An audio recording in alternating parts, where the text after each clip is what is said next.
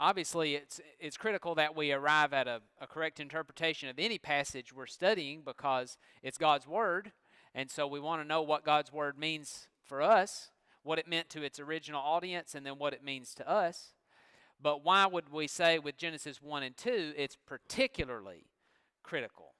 Why is that passage critical in some respects that wouldn't be true of other passages? Yes?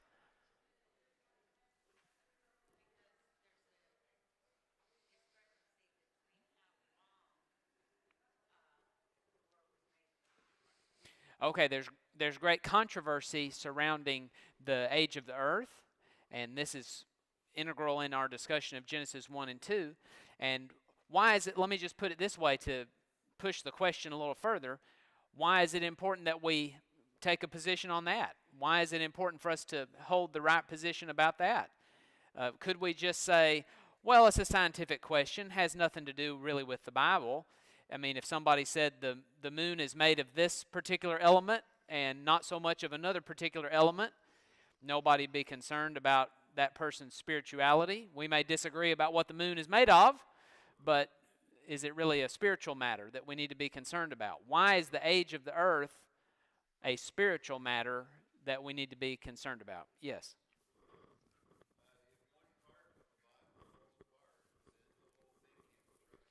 Right, okay. So if the Bible takes a position on it and says, here's the fact of the matter, and we say, no, we disbelieve it. We believe something else about it. Well, then why can't we argue or disagree with any part of the Bible? Why should we trust any part of the Bible? That's right. And especially what parts of the Bible? I mean, why do people disagree with Genesis 1? Okay, they want an old earth, but why do they want an old earth so bad? Why do so many people who believe in contemporary science believe in whatever contemporary scientists say? Why do they want an old earth so bad? They need a timeline. They need extra time to avoid the miraculous. Because contemporary scientists very often say that since we see no miracles happening today, then miracles never happened. But if we disbelieve in the miracles in Genesis 1 and 2, why would we be convicted about miracles that happened later in the Bible when contemporary scientists say that no miracles happened? I mean, for example, if we've compromised on creation, then can we compromise on the resurrection? And if we compromise on the resurrection, then what legitimacy does Christianity even have? And according to Paul in 1 Corinthians 15, it doesn't have any legitimacy if the resurrection didn't happen, but the resurrection's a miracle.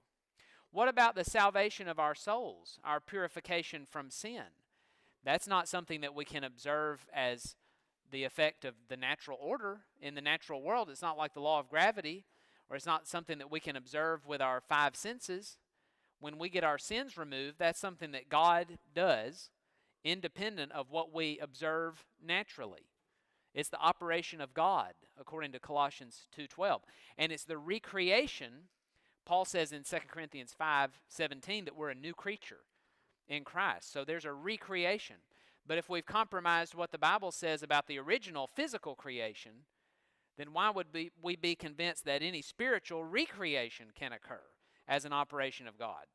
See, once we've begun to mistrust part of it, then we've compromised our conviction in the whole.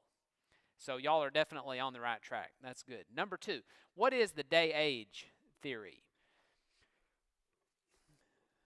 We discussed this at some length last time. What is that?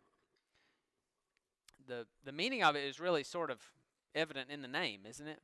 What is the day-age theory? Let's have somebody who hasn't answered yet. Yes, sir. The comment was a day is 1,000 years and 1,000 years is a day. It's actually way more than 1,000 years, but you're on the right track. The idea is that a day is indeterminate in Genesis 1, and it may be millions or billions of years. However much time Darwinists need for evolution can be packed into the days because, allegedly, you can't tell how long a day is in Genesis 1. Is everybody understanding that? And 1,000 years, although that's moving in the direction of what the day-age theory teaches, 1,000 years wouldn't even help evolution. We had a discussion of that in Q&A on Sunday night. because someone said, what about 1 Peter 3:8? What about the 1,000 years is as a day? So I'm not going to reteach that now, but if you want to go back and listen to that on YouTube if you weren't here, that's from last Sunday night's question and answer. Why is Exodus 20, verses 8 through 11, important in a discussion of the length of the days in Genesis 1? Okay, we discussed this a little bit last time. Why would that be critical? Well, first, let's just remind ourselves what's in Exodus 20. Which of the 10 commandments? You know Exodus 20 has the 10 commandments. Which of the 10 commandments is in Exodus 20, verses 8 through 11? Remember the Sabbath day, there's the word day, to keep it holy. And what was God's rationale for the Israelites reverencing his law about the Sabbath? Because in 6 days, God created the heavens and the earth and all that is in them. And on the 7th day, he rested. Well, the author of Exodus 20 was Moses, and he was also the author of Exodus 1. And the description of the creation week in Exodus 20 should be normative for our interpretation of Genesis 1. In other words, if I'm looking at Genesis 1 and I say, well, maybe I can't tell how long these days were. And then I turn to Exodus 20 and God says, the days are like the days of a week. It's a work week. 6 days, then you take a day off. That's literal, we would say, solar days. Those are solar days. Then what interpretation should be normative? Which should govern? It should be God's inspired, Moses' written interpretation of those days, not my speculations about what they may be. Number 4, let's fill in the blank from Mark 10:6. But from the beginning of creation, God made them blank and blank. We've quoted this a number of times in the past few weeks. God made them male and female. And Mark 10 is Jesus' discussion of marriage and divorce. So we know when he's talking about male and female, he's talking about Adam and Eve. So he says from the beginning of creation. That is, from the very first week, you had a male human and a female human. That shows that they were not the offspring of long ages of evolutionary history where they were birthed into the world by some non-human creatures after millions of years of evolutionary development. But rather, they were just the first two created human adults.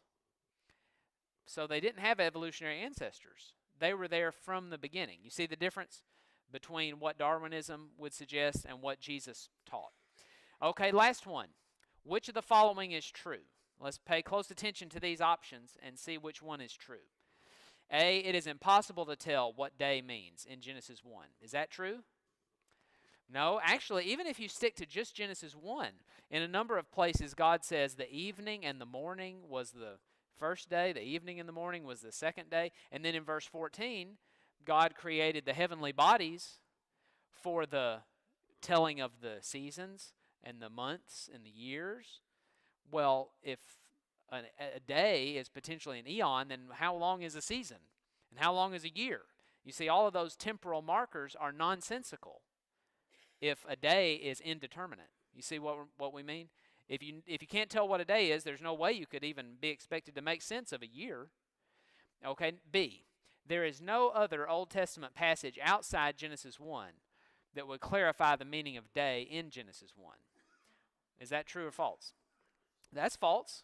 We've already seen that from Exodus 20, but there are other passages too that use the word day for example, in the entire Old Testament, every time you see day modified by a number, like third day, fifth day, whatever, it always refers to a literal solar day.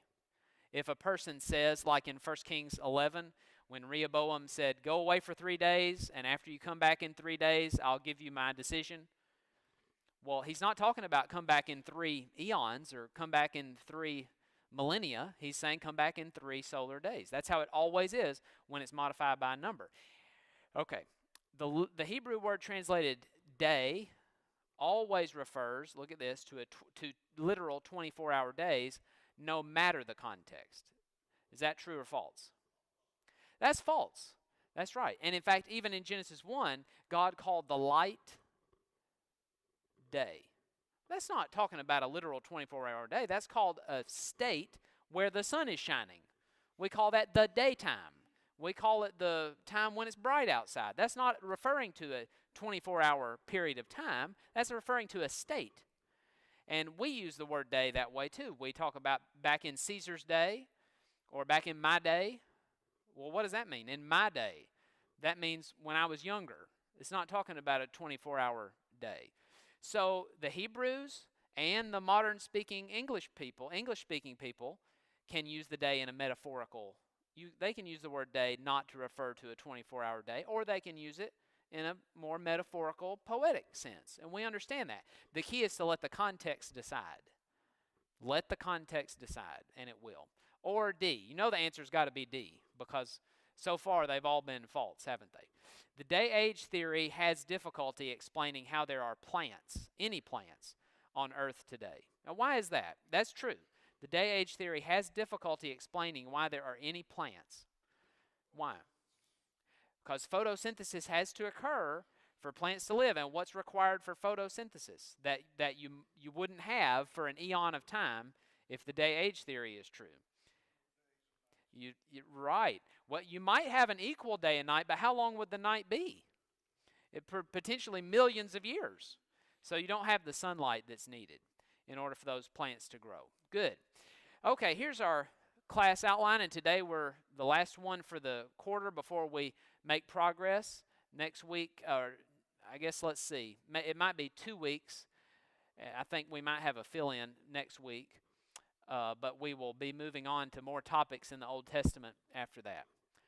Before we get into this, let me do a little advertisement for our new Bible learning initiative that's going to start next Sunday. So next Sunday is going to be the first Sunday of the new year, and you're going to get a new notebook.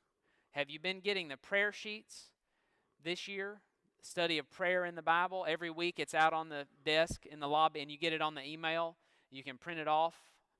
I get in trouble for using the definite article before words, like Becca tells me this is not the way I should talk, but I say the Facebook, or I say the email, and she says don't talk that way. People don't talk that way. So I'm gonna stop saying the email and the Facebook. You know, I go to the hardware store. Well, websites are that way too. You know, you go to the Amazon, you know, but I'm not supposed to say that. So anyway, I'm going to stop it. But this is the notebook. And this year, instead of the study, we did a 52-week study of prayer.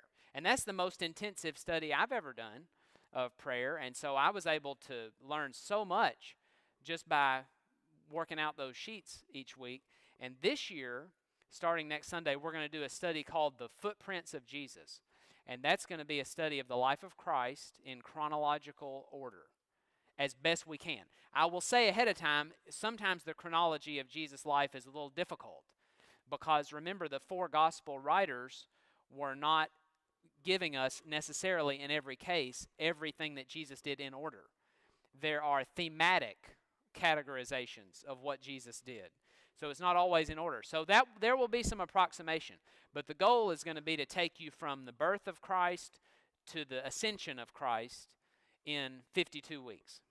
So each week you will get another little morsel of Jesus' life.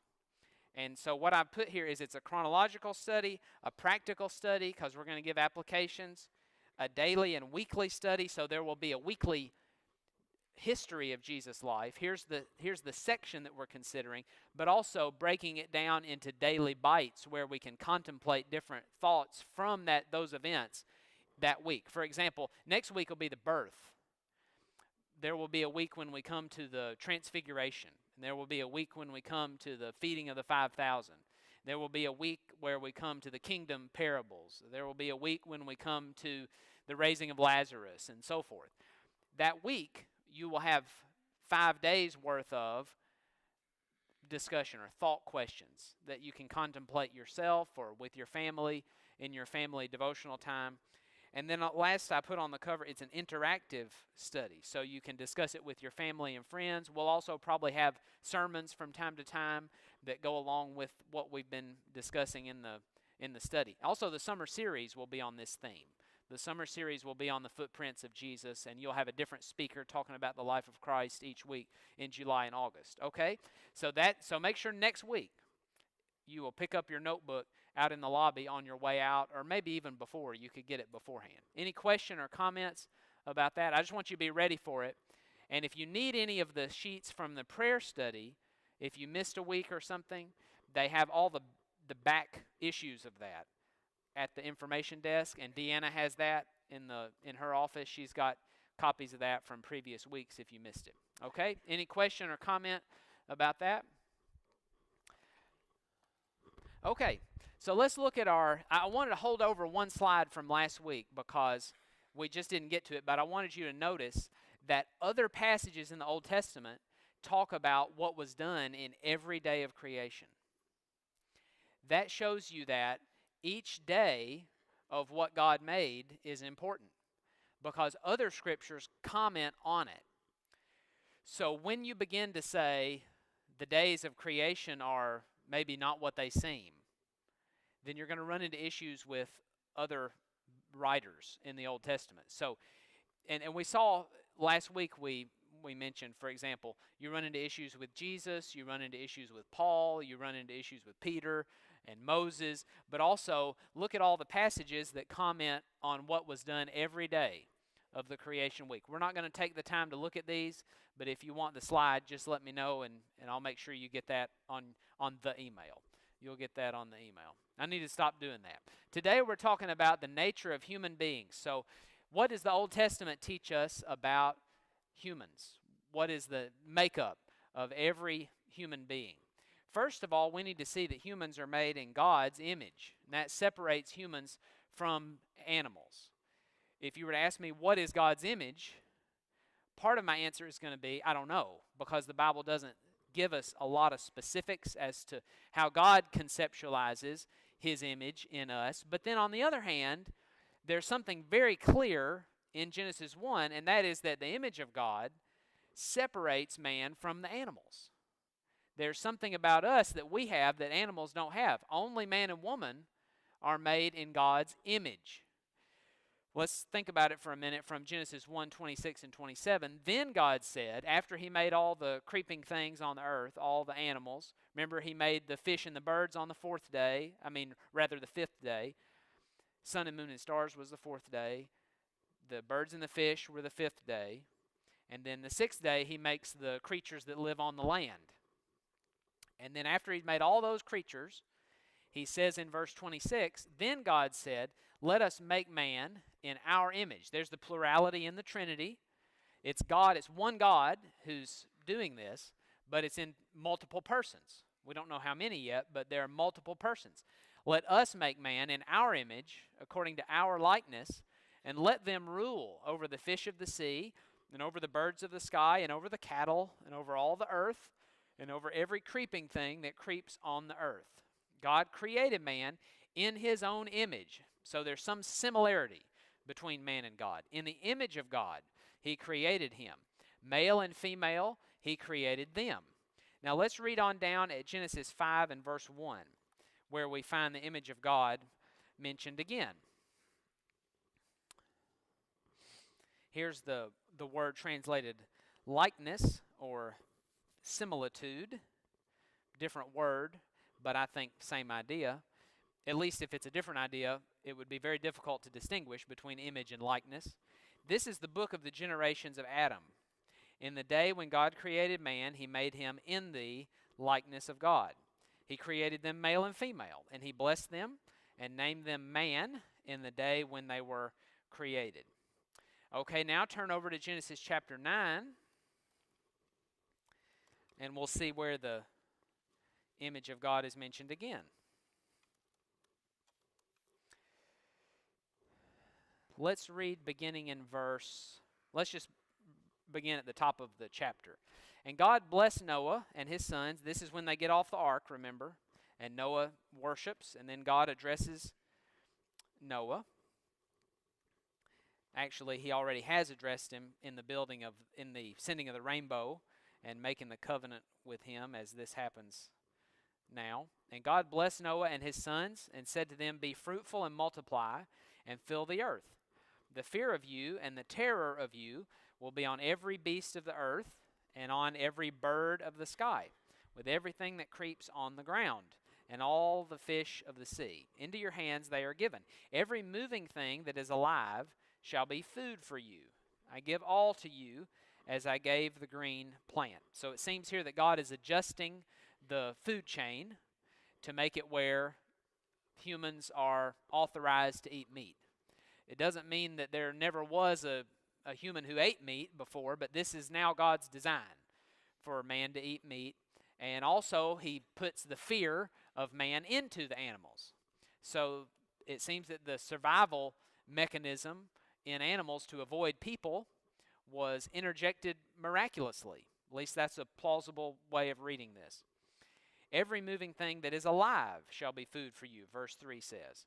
I give all to you as I gave. See, originally, and this is the end of Genesis 1, God gave the green plant. So man was vegetarian, it seems, at that time. At least that's how God had it planned out.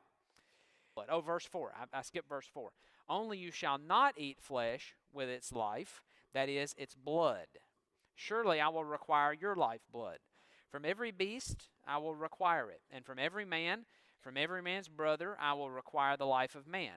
Here's the critical verse about God's image, verse 6. Whoever sheds man's blood, by man his blood shall be shed. For in the image of God he made man. As for you, be fruitful and multiply. Populate the earth abundantly and multiply in it. Okay, so the rationale for capital punishment is the image of God. That it's serious when somebody takes the life of a human being, so serious that if he does it without God's authority, then his life should be taken. So you get the reason. It's the image of God. That's what separates man from animals. What is the image of God? What does it mean? Well, humans have intellect that animals don't have. This certainly separates man from the animals, although animals have a kind of instinctual intelligence, and we would never question that. Anybody who's ever had a pet knows that there's a kind of intelligence in animals, except maybe certain kinds of animals don't give a whole lot of evidence for it, but they have instinct. All the animals, so far as I know, I'm not a biologist, but all the animals, as far as I know, have a mechanism for nourishing themselves, and they have some kind of a mechanism for reproduction, whatever that may be. So there's an instinctual drive to accomplish something in the animals. But this is different from what we have in humans, because humans have just things they do that are qualitatively different and not quantitatively different. See, Darwin wants people to think that humans just do more of what the animals do, more of the same. We just have a higher development of what the animals do. Animals do something, we do the same thing, only more so. That's not really true. Humans do things that are just different, qualitatively, not just quantitatively different, not just more of the same, but qualitatively different from what animals do. Let's give some content to this. And for this, I'm indebted to Mortimer Adler, who is a great English writer. He was the editor, one of the editors of the Great Books of the Western World series, a great philosopher. And he talked about why Darwinism should be questioned, why evolution is not a good explanation for how we got all the different kinds of living things. And he says there are just differences that Darwin can't explain. One is that humans make artistically. Animals make things instinctively and create beautiful works. I mean, have you ever seen one of these intricately produced spider webs? And the spider web is so strong, by the way. Pound for pound, a spider web is stronger than steel, pound for pound. Not just if you whip through one spider web, but if you take a pound of that spider web, it's going to be very tough to get through it, isn't it? Well, that's a wonderful thing, but spider webs are made the same way every time. I hate to say it, but Charlotte's Web is mythology, isn't it? Or it's not true. It's fiction. It's a beautiful story, but spiders don't spell out things in their spider webs. They make it the same way every time. Humans develop artistically. We create artistic productions that obviously reflect, complex reflection on the world and on oneself and on other people and on ideas. and art develops over time. A painting from the 20th century is built on paintings that came in previous centuries in some ways. We learn from, if you're an artist, you learn from the art that came before you, and then you build on it, and somebody else builds on you. And humans have discursive thought, that is, where they reflect and give reasons. If one ape steals a banana from another ape, the first ape may be angry, may throw some kind of a tantrum, but doesn't give a discourse of reasons why it's unjust for the first ape to steal the banana from the second ape. He doesn't say in an abstract sense, it's unjust to steal somebody's property, and the banana was my property, and here's how I can prove it is my property and not yours. That's something people do, but it's not something that the animals do. You see how it's just qualitatively different? Only humans have political association. Animals work in tandem in some ways, like the flying V. We saw that just the other night over our neighborhood. And the ducks or the other kinds of birds are flying south, and you can see that they're working together, but not in the same way that people do, where there's a trade of ideas and compromise, where one person makes promises and says, if you do this, I'll do this for you, where they do a complex analysis of a trade-off.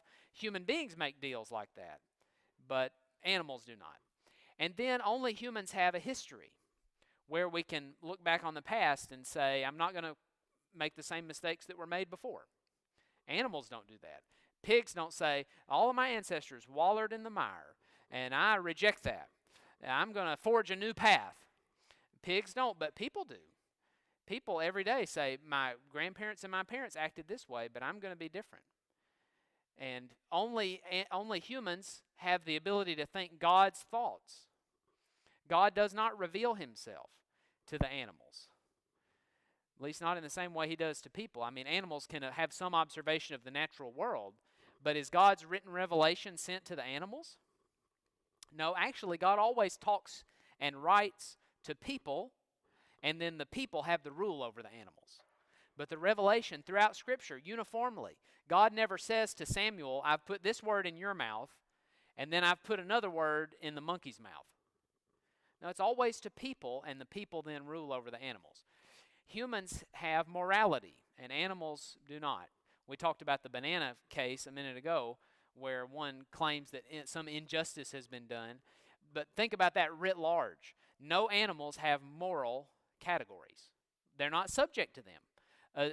A lion who hunts and kills a zebra out in Africa has not done anything wrong. In fact, he's done just what lions do. Every time one animal kills another animal, he's just doing what animals are designed to do. No animal has ever murdered anybody. Think about that. That may sound harsh. Animals have killed people, but animals don't murder. An animal think about this. An animal has never done anything wrong, because an animal can't do anything wrong. Animals just do whatever it is by instinct. People do wrong things all the time, but animals aren't subject to moral categories. And I understand that if an alligator should kill a little boy, we don't want the alligator to be around anymore. I understand that, because it brings up so many bad memories, and we want to protect our children from alligators and so forth. But an alligator is just being an alligator, and humans can learn to live in the same ecosystem with alligators and all sorts of other animals that we can train and tame. I remember when I was a little boy, we went to the Ringling Brothers Barnum and Bailey Circus. That was back when they still had a lot of animals in the circus. And, well, that circus doesn't even exist anymore, does it? And my mother had written a poem that won an award for us, and the award, I think she sent it into a radio station or a magazine or somewhere, I don't remember, but this is true. We got an award, and we won a couch. And we were able to sit. It was a big curved couch. We got it in our house and immediately sold it. It was the ugliest thing you've ever seen. It was huge. And we kids thought it was the best thing ever. It was a huge, huge curved white couch. And just what you want when you have little kids around is a great big white couch. But we had it at the circus. We got to sit on the couch at the circus before they brought it to our house. And an alligator came out of the ring. You know, they have the 3 rings at the circus, and we're on the ground floor. This is like a stadium, and we're down on the floor in our couch. And I was an impressionable kid, about 5 years old, and the alligator came out of the ring and starts coming over our way. And I was scared to death. In my mind today, the alligator got within about 6 inches of my leg. In reality, he was probably about 20 feet away before one of the clowns came over and moved him around or something. I don't know, but I was scared to death. Anyway, I bring that up just to show, think about the control that the people have over the animals. That's the result of the image of God. Not that we have circuses. That's not necessarily, I mean, we couldn't have a circus if we didn't have the image of God. But the control over the animals, where you can have lions that are doing tricks that you've trained them to do, where you can have elephants that will put their feet up on somebody's head and not crush the person's head because they've just been trained so well they're not going to do that. All of these things that people can do with animals, it's all because we have an intellect that they don't possess. We can do differently from them. So we could go on with that, but I just want to impress upon us that there's a qualitative difference. And what happens is we get desensitized to this because our interaction with the animal world is filtered through the Discovery Channel or National Geographic or one of these things, which are interesting to teach us a lot of things about the animals, but they slip in evolutionary language all the time to where we begin to think that animals are so smart that we have barely anything on the animals. That's just false. We control the animals. We do whatever we want with the animals because we're smarter than they are. And not just smarter, but qualitatively different.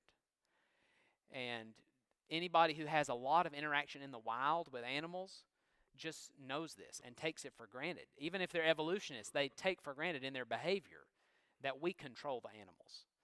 And even animals on big scales, even the only animal that people have not been able to control in any way that I know of is not an animal any of us have ever seen. And that's Leviathan in the book of Job. We can talk about him another time. But notice here's another thing about God's image. Not only are we different from the animals in intellect, but we're different from the animals in the sacredness of our life. God says, you kill the animals. Use them for food. But don't you kill a person, because a person's life is sacred.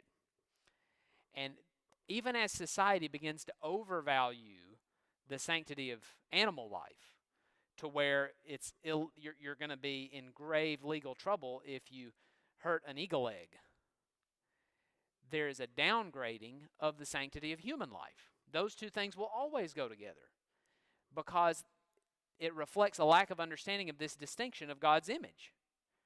If you don't understand God's image, then you're going to say, well, animal life is so sacred. You couldn't kill an endangered animal. That would just be like a capital offense. But if you want to abort a preborn child, that's no big deal. Or, even a child who's been born. Many people are saying infanticide is okay. A child who is born, but for some reason just doesn't measure up to some of the other kids, well, then you can dispense of that. And, well, we could go on with that. But there's a difference between the animal life and the sanctity of human life. God clearly says in Genesis 6, and this is throughout the rest of the Bible, that the animals can be killed, but the people can't. And then the humans will live forever. The animals will not.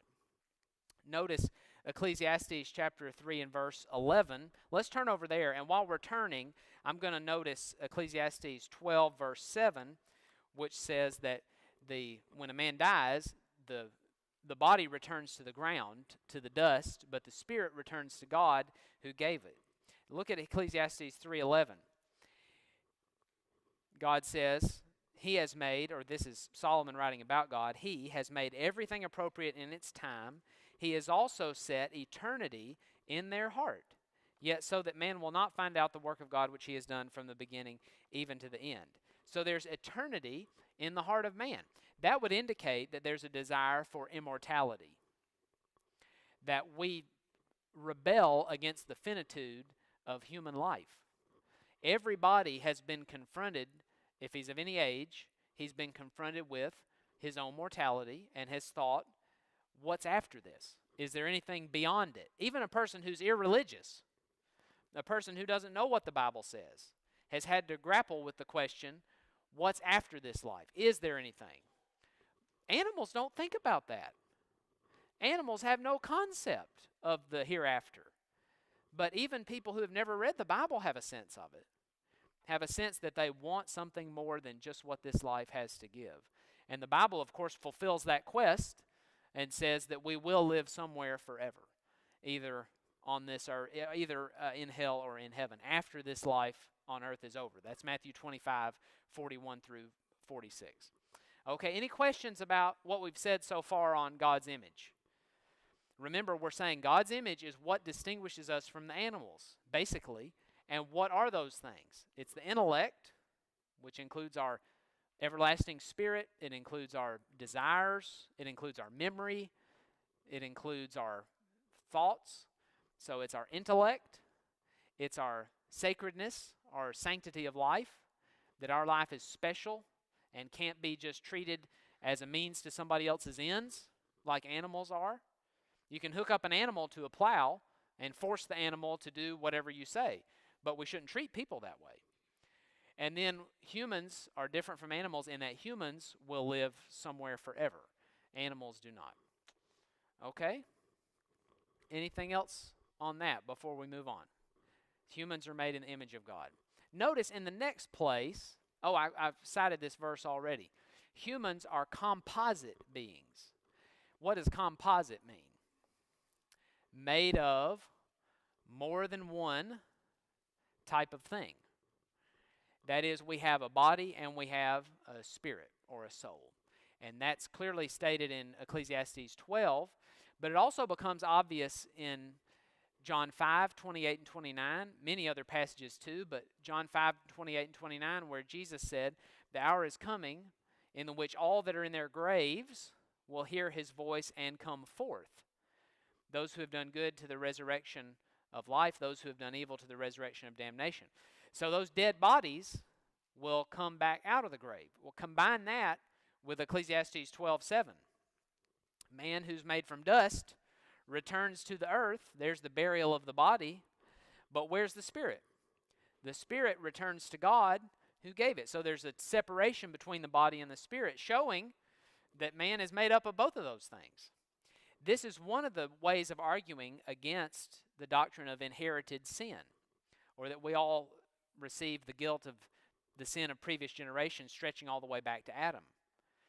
Because if God makes only good things, which he does, Genesis 1:31, God saw all that he had made, and behold, it was very good. God wouldn't make an evil thing. God wouldn't create sin. Remember, God doesn't tempt anyone to sin, and he doesn't sin himself, James 1:13 and 14. So God doesn't create anything evil.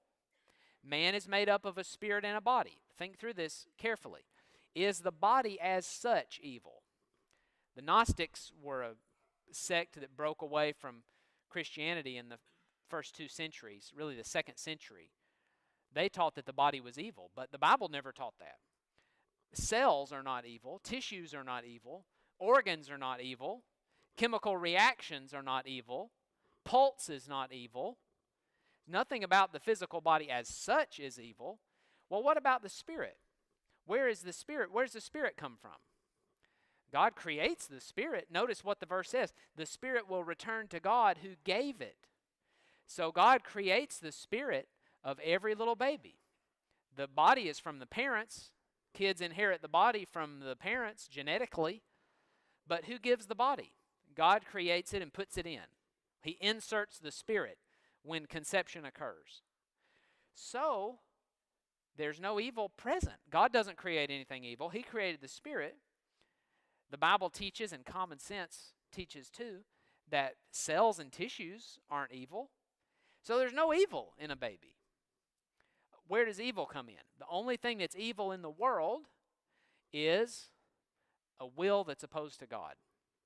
And people can choose to oppose themselves to God. A tornado is not evil. An earthquake is not evil. A snake is not evil per se, although the devil appeared as a snake, but snakes are not evil. Things we may dislike are not evil. We may think they're bad for us, but they're not evil. God created only good things, including all the babies in the world.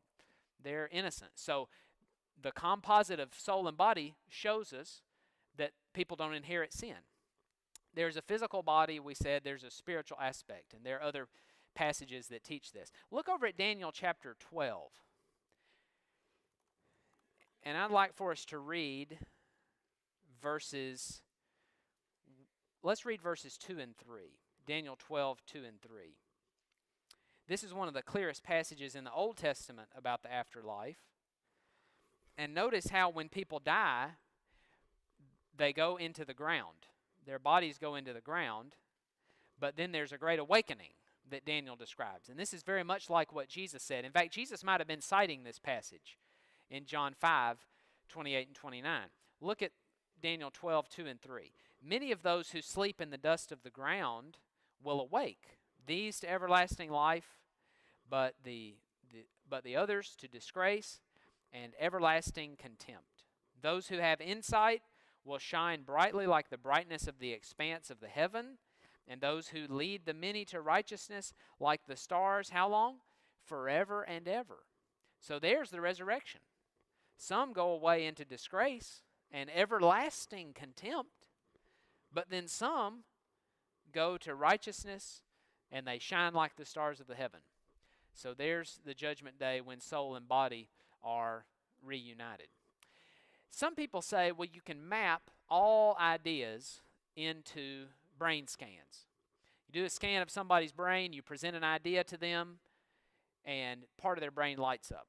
Indeed, you can do brain scans and see what happens in your brain when a lot of different things happen. For example, if someone presents a scary thought to you, then part of your brain lights up on the scan.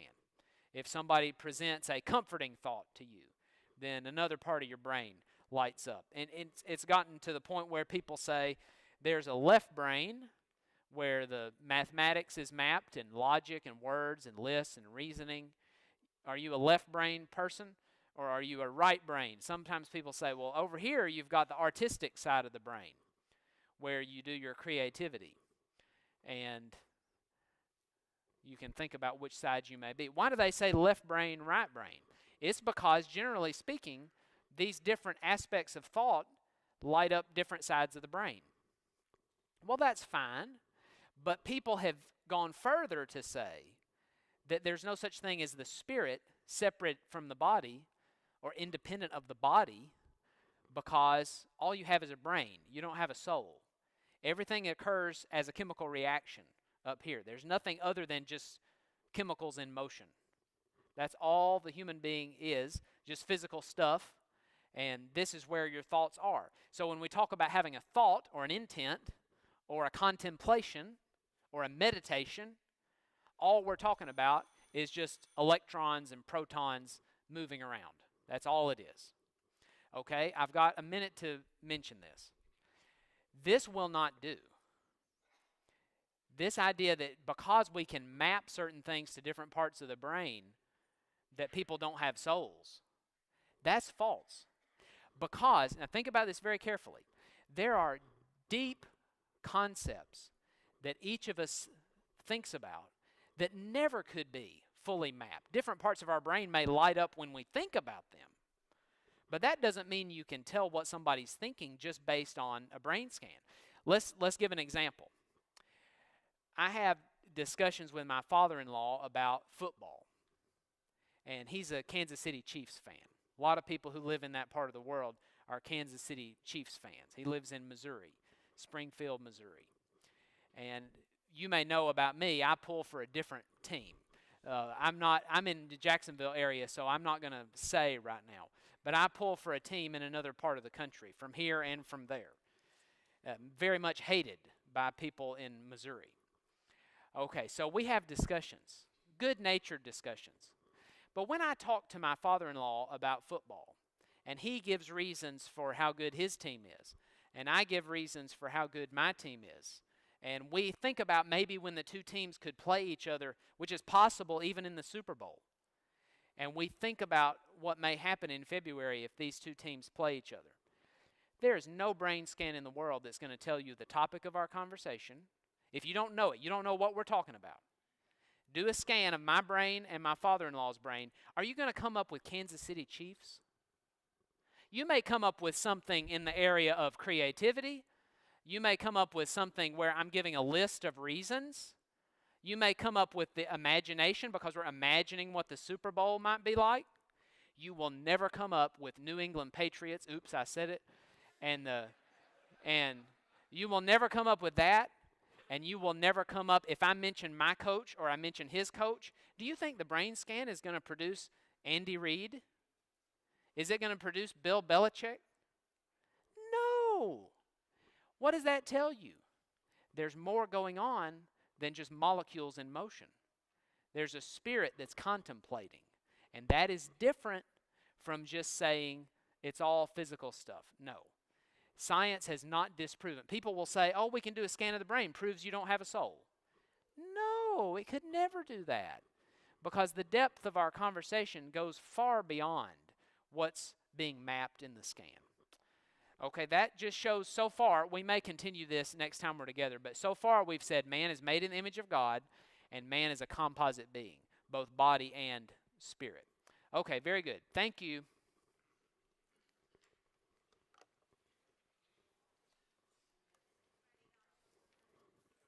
Hey.